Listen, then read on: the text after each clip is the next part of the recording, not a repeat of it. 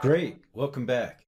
This is the first section of the Airport Operations Learning module. In here, we're going to talk briefly about towered airports, airports without a tower, heliports, seaplane bases. A towered airport is an airport with an operating control tower, obviously, and the ATC is responsible for a safe, orderly, and expeditious flow of air traffic.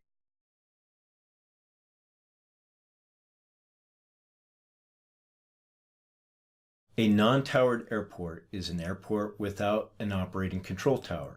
And obviously, two-way radio communications are not required. However, it is important that you transmit your intentions on a specified frequency for the benefit of other traffic in the area at least 10 nautical miles out.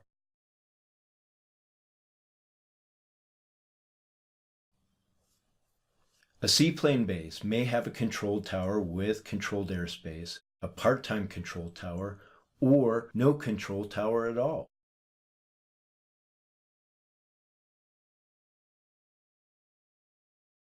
A few basic items about a public use seaplane base. Naturally, there is a suitable water operating area, and there are approach and departure paths with designated sea lanes. Also, they will have shore and land access. So the area of concern here with seaplane bases is safety. So practice see and avoid and follow the right-of-way rules. All right, our last slide, and we're going to cover heliports. And this is an area of land, water, or structure used or intended to be used for the landing and takeoff of helicopters. Obviously, right? This includes any buildings and facilities, hospitals with emergency services. Of course, just like seaplane bases, practice see and avoid. Give right of way to all helicopters.